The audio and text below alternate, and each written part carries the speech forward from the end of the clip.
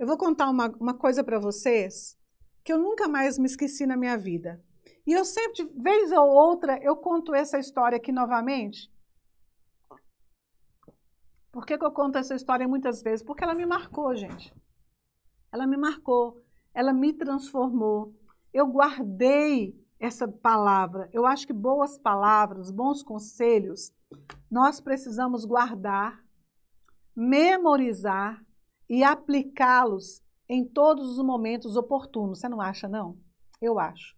Eu tive um bom conselho de um pastor, de um professor de matemática, quando eu tinha mais ou menos 13 anos. Eu não me lembro se eu tinha 13 ou 14. Eu sei que tantas coisas aconteceram na minha vida nessa fase de idade entre meus 13 e 14 anos.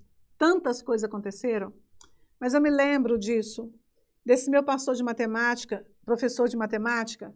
Eu estava sentada no fundo da sala, em um dia excepcional, porque eu nunca sentei em fundo de sala. Eu estava sentada no fundo da sala, o professor Elias entrou na sala de aula, todo mundo tinha muito medo dele, porque ele era um professor muito rigoroso. E quando ele entrou na sala de aula, que ele deu uma olhada assim na sala toda, ele me viu lá no fundo. E ele entrou, colocou a pasta dele com todo o material em cima da mesa, olhou lá no fundo e falou: Carla, aqui para frente. Pegou uma carteira, colocou a carteira na frente, me colocou sentada na frente dele, diante dele, e falou baixinho assim, se inclinou até o meu rosto e falou baixinho para mim: Carla, uma laranja podre, no meio de muitas laranjas boas, apodrece todas as demais. E ele disse para mim: eu nunca mais quero ver você sentada no fundo de uma sala de aula. E eu vou dizer uma coisa para vocês, eu levei isso para a minha vida e para vários níveis da minha vida. Talvez até por isso que até hoje, eu tinha 13 para 14 anos, por aí. E eu acho que é por isso que até o dia de hoje, nunca mais, em todos os lugares que eu vou, seja culto, seja aula, seja reunião, seja o que for, eu nunca sento no fundo, eu sempre sento na frente. Mas eu levei isso para toda a minha vida também, para relacionamentos também. Trouxe isso para a minha vida. Porque isso está falando de fermento. Essa história da laranja está falando também de fermento. A podridão é um fermento. O fermento torna as coisas apodrecidas, não é verdade? A palavra de Deus lá em Gálatas, no capítulo 5, versículo 9, vai dizer o seguinte: um pouco de fermento leveda toda a massa.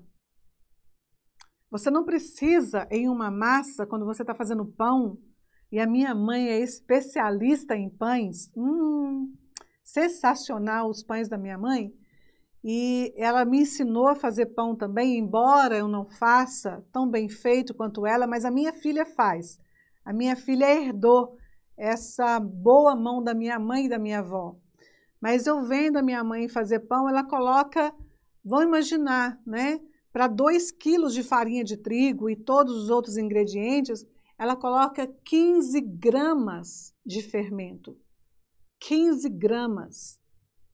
E essas 15 gramas é suficiente para aqueles 2 quilos de farinha crescerem de uma tal forma e gerarem pão para toda a nossa família.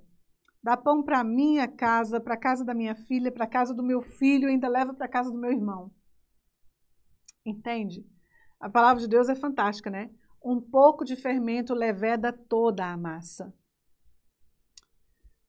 O fermento, ele está falando de algo muito interessante. O fermento está falando de pecado. O fermento está falando, ele está relacionado ao pecado. E eu quero dizer uma coisa para vocês muito interessante. Muito interessante e relevante.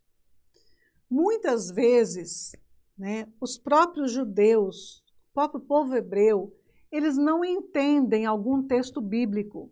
Isso é muito comum. Não sei se você sabe, mas lá em Israel existem centenas de escolas bíblicas.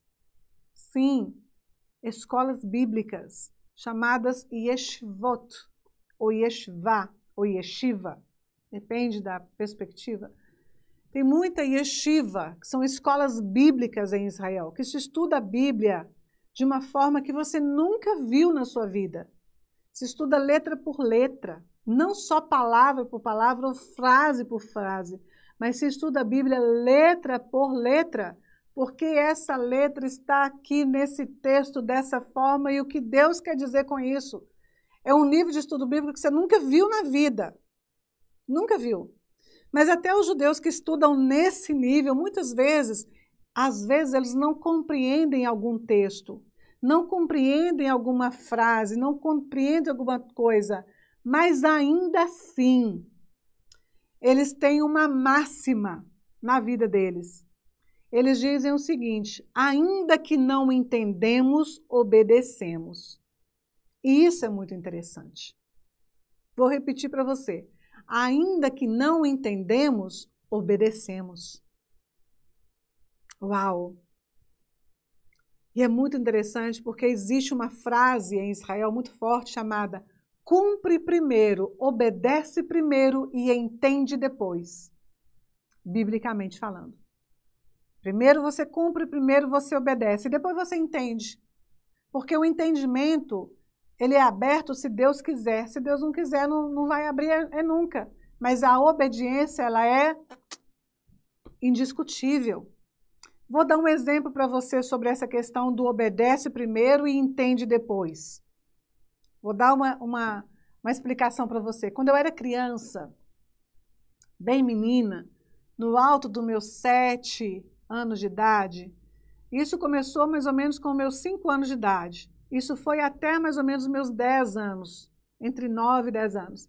Eu achava, gente, que a minha mãe tinha uma bola de cristal. Verdade. Eu achava que a minha mãe tinha uma bola de cristal. Sabe por quê? Porque a minha mãe falava assim: Carla, não pula daí porque você vai cair e vai machucar.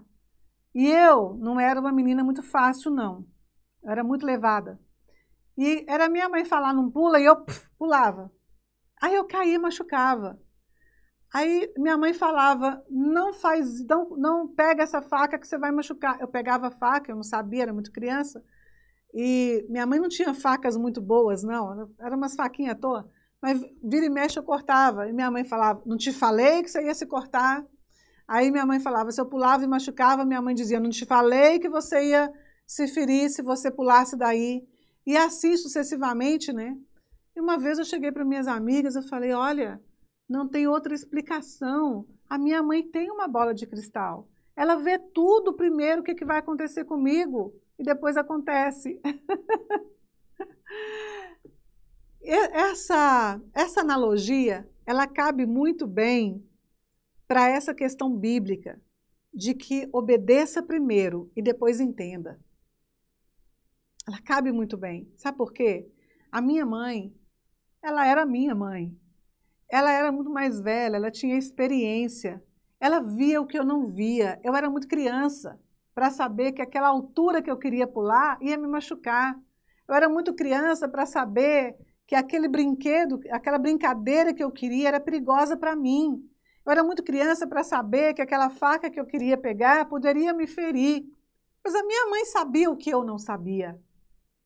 Então, se eu obedecesse a ela, ainda que eu não entendesse, ia gerar na minha vida o quê? Sucesso. Ia gerar na minha vida sucesso. Que você possa obedecer a palavra de Deus, ainda que você não entenda. Porque Deus sabe o que nós não sabemos. Ele vê o que nós não vemos. Ele enxerga o que nós não enxergamos. Ele entende o que nós não entendemos. Vale muito mais a pena nós obedecermos sem entendermos do que entendermos primeiro para depois obedecer.